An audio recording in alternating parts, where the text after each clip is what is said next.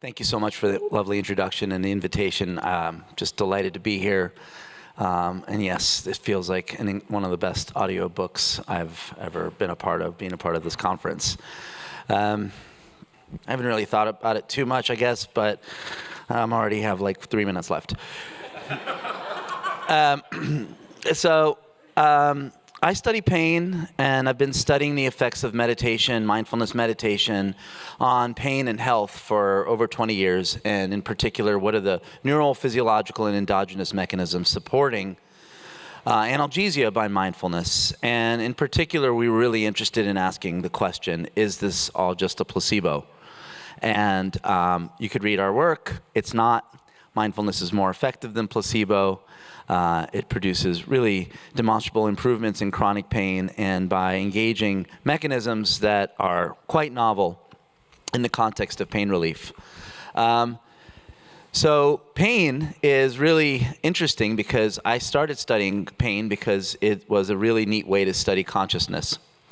Pain is constructed and modulated by a constellation of interactions between our sensory, cognitive, emotional dimensions, the same factors that make up our moment-to-moment experience. And using neuroimaging methods and psychophysics, we can tease apart, disentangle these mechanisms that modulate pain as well as our moment-to-moment experience. And then I got into the clinic a bit and saw how much suffering chronic pain elicits. I imagine everyone in this room either has chronic pain or knows someone with chronic pain. 1 in 3 of us will eventually have chronic pain.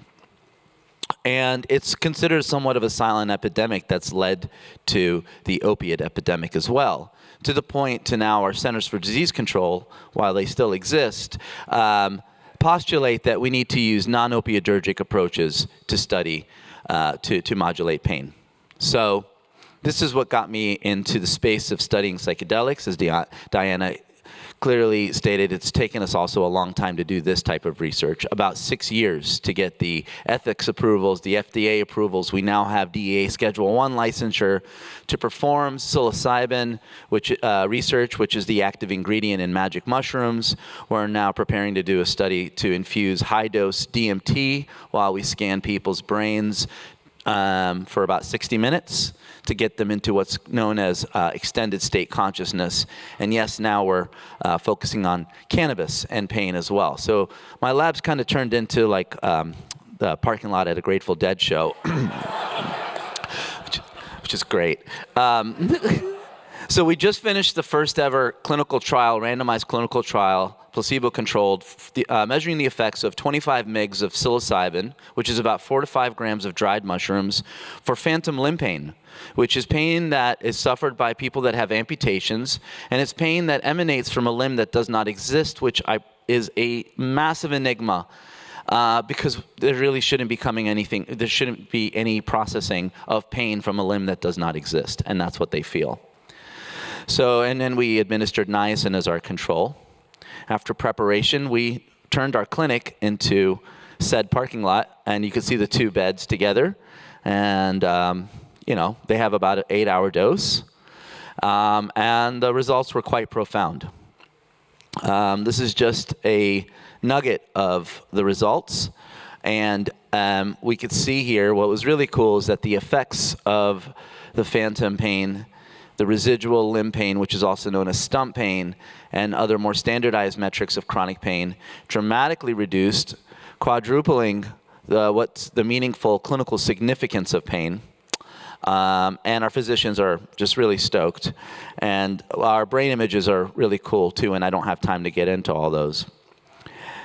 This is one of our patients, our participants, and they interact with a bouquet of roses during the experience, and he came out of the clinic with the roses inside of his prosthetic, and I just felt that was an incredible, token, and we're really excited because the effects seem to have lasted till this day, and our physicians think that this 1 dose could be the cure for phantom limb pain. So I appreciate your time and attention.